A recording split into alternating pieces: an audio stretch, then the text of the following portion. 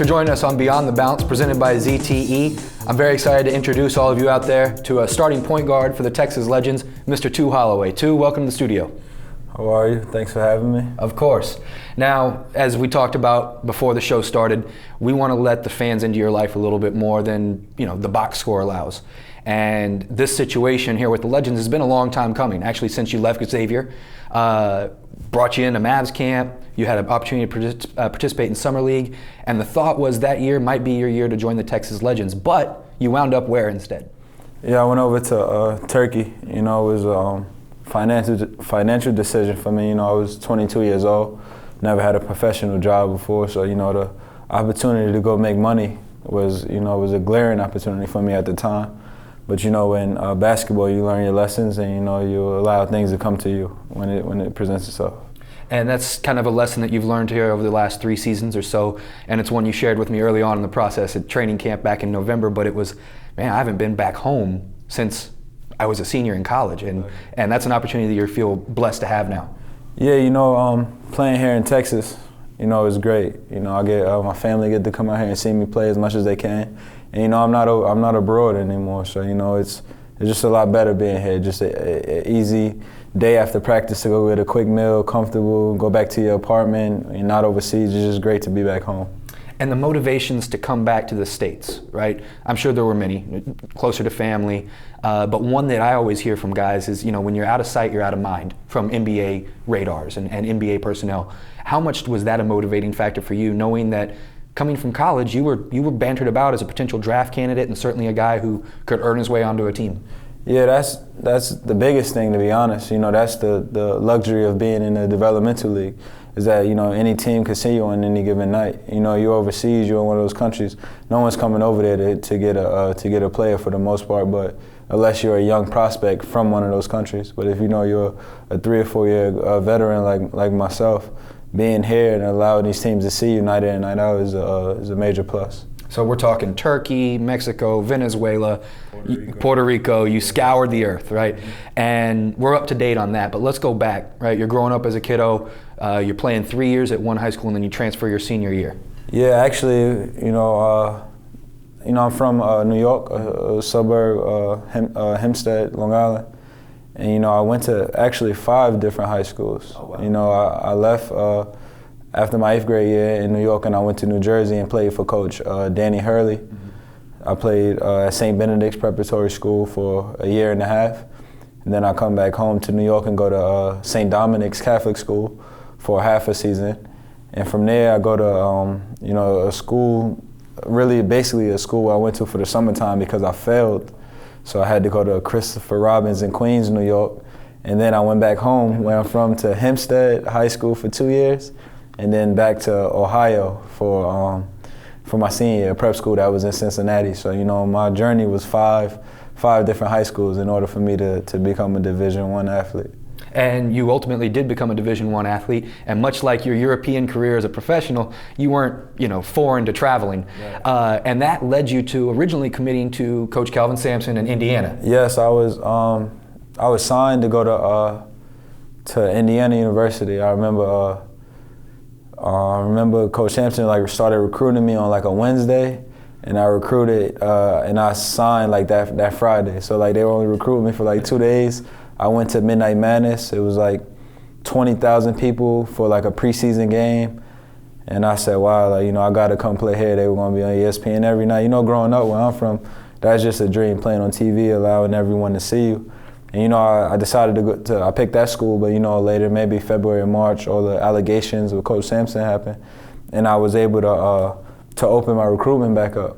And it came down to Ohio State, Kentucky, Virginia, and I believe Southern Cal.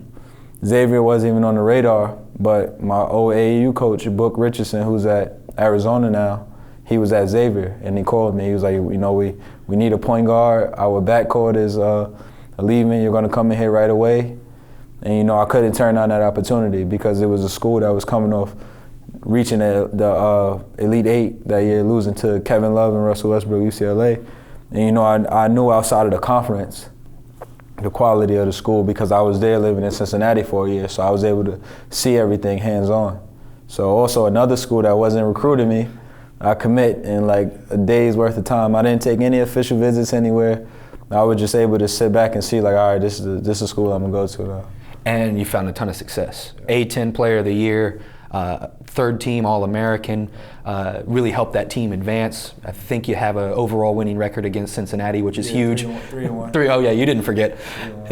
So that overall experience, helped catapult and put the spotlight on you as a pro prospect, despite some of the size limitations which have followed you all through life. What was that process like for you? And when you sat in front of decision makers, going into the draft, and they're asking you about your size, about your background, about the way that Cincinnati game ended, and that post-game press conference, which many people remember. What were some of your responses to their questions? Well, it was tough because still to this day, I'm 6 feet, 185 pounds, and I feel like you watch the game of basketball, and I don't think I struggle when I play. So what kind of limitations do I have? That's when, I don't know what other people see, but that's what I say to myself. But I can see if I couldn't defend, or if I couldn't, run my team properly, or if I couldn't be able to get my own shot, maybe I would see that. But, I guess it's a part of the game. You have the eye test of what NBA point guards look like. They don't look like me. They are 6'3" and 6'4".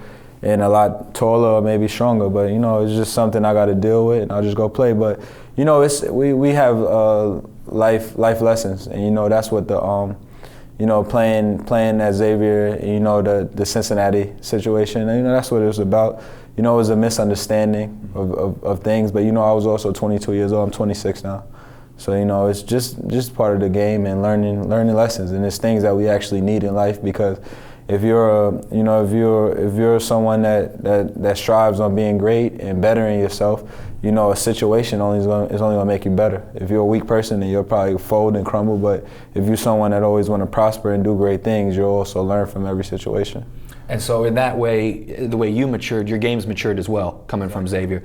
And it's really kind of hard to pinpoint a comparison to your style of play, because coming out of college, I was a huge fan, right? I've been here with the team since that time, and thought, man, if Tu wanted to play, he'd be a tremendous D-League point guard as a rookie coming out of Xavier. But watching you then and watching you now, I wouldn't say it's two completely different pages, but there's definitely been a lot added to your game. And like I said, it's just tough to compare, but how do you compare yourself to other players either now or in the past, and who do you try to pattern your game after? Well, it's pretty difficult because, one thing about the game of basketball, I'm not like, I can score and I can also be a point guard. I am a true point guard. But it's not like I'm a guy that's a volume shooter. So it's not like every night you come see me play, I'm going to score 25 points, because the game of basketball is different some nights. Some nights my teammate's going to have it going, and I'm going to have to get 10 or 15 assists. So, I'm just a player. However the game comes to me, I'll approach it. So it's not like I'm out there hunting shots or I'm just trying to pass all day. I do whatever the game calls. And that was evident this past weekend in Toronto, where you played roughly 12 minutes, had 2 points and 11 assists. With all that talent around you, you saw your situation and made the most of it. What was that experience like for you, both in the game and then just being there as a part of the All-Star festivities? Well, being a part of the All-Star festivities, it was great, because I remember I think maybe in like 1997, 98, when the All-Star game was at Madison Square Garden, I had a game that day, and I'll never forget, because my dad made me go play my game, and I couldn't be a part of any of the All-Star thing. Last year I was in Mexico, I think, during when it was in New York again. So the 2 times it was in New York, I missed my opportunity to go. So now, fortunately, this year, I was a part of it, and I was able to have fun attending, and it was great. We was able to see the NBA All-Stars practice and everything, and just take in all the atmosphere and everything that was going on. And as far as the game of me playing, I know what, All-Star, just being selected to it was great, and playing in the game, I tried to actually set an assist record. I don't think I played enough minutes to get the record, but I think a few more minutes I maybe would have set the record for the assist. Hey, you may have set the NBA record. I believe Chris Paul has it at the NBA level with 19 in the All-Star game, something crazy. Yeah. But no, you were well on your way. I just don't think there was enough time left on the clock. Right, exactly. So it was still fun. Cool. Well, Tu, hang tight with me. I want to bring you back. And guys, when we come back after this break, Tu doesn't know what's going to happen, but you out there, if you're familiar with the show, you do know we're going to play a little small ball with Tu Holloway. All that and more coming up next on BTB, presented by ZTE. Thanks for staying with us on Beyond the Bounce. Holloway is next to me.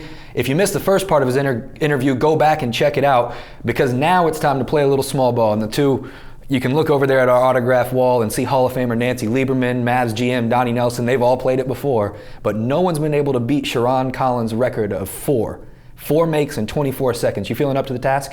Yeah, I think I could do it. I'm ready. Now, this says the man who shoots 90% from the free throw line. Let's see how you handle small ball here. We're going to throw 24 seconds on the clock. Remember, you got to get your own rebound. On your mark, get set, go. And we've got one to start things off.